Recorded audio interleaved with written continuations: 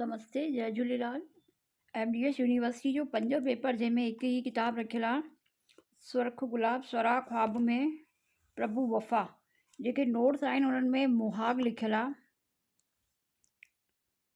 उनखे ई मां तव्हांखे किताब मां पढ़ी ॿुधायां पई।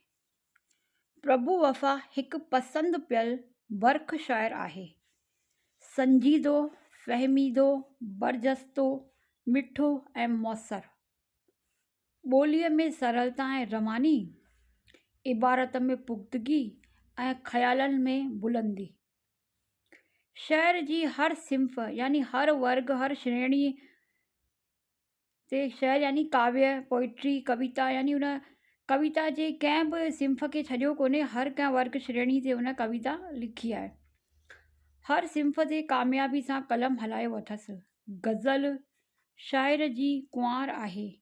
उन कुंवार सां वफ़ा जो कुर्ब यानी प्यार, अनुराग या स्नेह, यानी उनखे प्रभु वफ़ा के गज़ल शाइर जी कुंवार मञियो अथई गज़ल खे, ऐं उन कुंवार सां वफ़ा जो चवनि था कि उन कुर्ब और प्यार ॾाढो अथसि। हिन गज़ल सां बेशक वफ़ाई कई आहे। वफ़ा खे ख़ासि तरह गज़ल ते अबूर ऐं दस्तरस हासिलु आहे, यानी हुन गज़ल खे उनखे महारत हासिलु आहे। प्रभु वफ़ा ऑल इंडिया रेडियो जो सरकारी तौरु चूंडियल शाइर आहे। संदसि रचनाऊं कंहिं बि एयर स्टेशन तां एयर जो पास थियल को बि कलाकार ॻाए सघे थो, जंहिं लाइ खेसि रॉयल्टी मिलंदी आहे। संदसि पंजकड़ा, बम्बईअ जूं तस्वीरूं, सिंधी कविता जी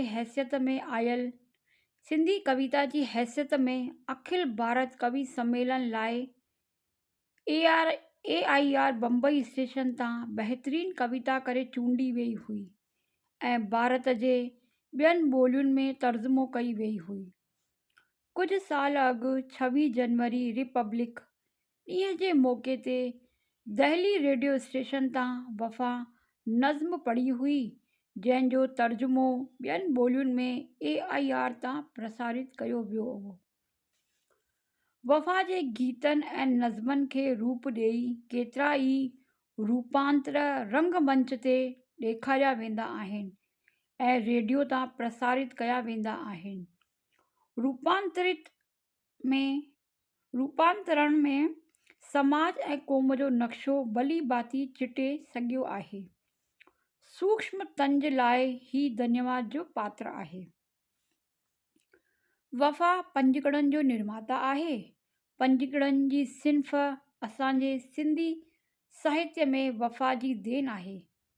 पंजकड़ा असांखे प्रभु वफ़ा ई ॾिना, जंहिं द्वारा फ़क़ति पंजनि सिटुनि में कंहिं बि ख़्याल जी संपूर्ण सूरत पेश कंदो आहे। हू आम ऐं ख़ासि जो शाइर आहे। मूंखे संदसि गीतनि ऐं काफ़ियनि ॻाइण में आनंदु ईंदो आहे। ख़ासि करे कष्ट कशाला कटबा वेंदा हिकु हिकु थी, दर्द ख़ुशियुनि में मटबा वेंदा हिकु हिकु थी। इहे बि प्रभु वफ़ा जा ई लिखियल आहिनि, जंहिंखे हिन ही मुहाग लिखियो आहे राम पंजवाणी साहिबु 16 मई 1980 में। जेको हिन किताब में ॾिनल आहे उहो ई पंहिंजे नोट्स में हिन में आयल आहे, पर थोरी राइटिंग ईअं आहे। त हिन में लिखिया अथई गोवर्धन भारती राम पंजवाणी साहिबु चवनि था, प्रभु वफ़ा जा जेके आहिनि हू आम ऐं ख़ासि जो शाइर आहे। मूंखे संदसि गीतनि ऐं काफ़ियुनि ॻाइण में आनंदु ईंदो आहे। राम पंजवाणी साहिब खे ख़ासि करे उन्हनि खे वणंदो अथसि हिन जो हिकु ई पंजकड़ो, कष्ट कशाला कटबा वेंदा हिकु हिकु थी, दर्द ख़ुशियुनि में मटबा वेंदा हिकु हिकु थी। संदसि पहिरीं पुस्तक जनकार मां केतिरनि गीतनि खे सुर ॾिनो अथऊं ऐं अबाणा फिल्म में फिल्माया विया हुआ ऐं किन दो गाननि जो HMV रिकॉर्ड बि निकितल आहे। बिहारी मसंद जी हिकु पिक्चर लाइ महेंद्र कपूर ऐं कृष्णा कली वफ़ा जा राग रिकॉर्ड कया, पर किन अणटड़ हालतुनि करे पिक्चर आम अॻियां पेश थी न सघी। संदसि शाइरनि जो ॿियो पुस्तक परवाज़ वर वर पढ़ियो अथमि ऐं रस पातो अथमि। परवाज़ पूने बोर्ड ऐं गुजरात यूनिवर्सिटी ते कुझु साल दर्सी किताबनि तौरु रखियलु हो। परवाज़ किताब पहिरीं हिन जी गुजरात यूनिवर्सिटी ऐं पूने बोर्ड में दर्सी तौरु यानी सिलेबस में रखियलु हो हुननि जो किताबु। अञा ताईं परवाज़ जा केतिरा गीत गज़ल ऐं नज़्म दर्सी किताबनि में चूंडियल आहिनि। हींअर टियों संग्रह सुर्ख गुलाब सुरा ख़्वाब बबके सां शायर थी रहियो आहे। पंजनि गुलनि जे पंजड़े जी हिकु पंखुड़ी में ख़ुशबू आहे। वफ़ा जे शाइरनि में सुगंध सां गॾु प्रकाश बि हूंदो आहे ऐं पिणु संगीत बि। ही चवनि था कि पहिरीं हिन जो जेको सुर्ख गुलाब सुरा ख़्वाब आहे उन उन्हनि पंजनि गुलनि जे पंजड़े में हिकु हिकु पंखुड़ी में ख़ुशबू आहे। वफ़ा जे शाइरनि में सुगंध सां गॾु प्रकाश बि हूंदो आहे ऐं पिणु संगीत। वफ़ा नंढी अवस्था में शहर जो शुगुल में शौक़ु ॾेखारियो। उन वक़्तु ई आसार ॾिसण में आया त हू वधी कंहिं ॾींहुं कविता खेत्र में पाण मोखींदो। इहो संकल्प साकार थियो आहे। हिन जे अंदर में जा ख़ुशी हूंदी तंहिं में असांजो हिसो आहे।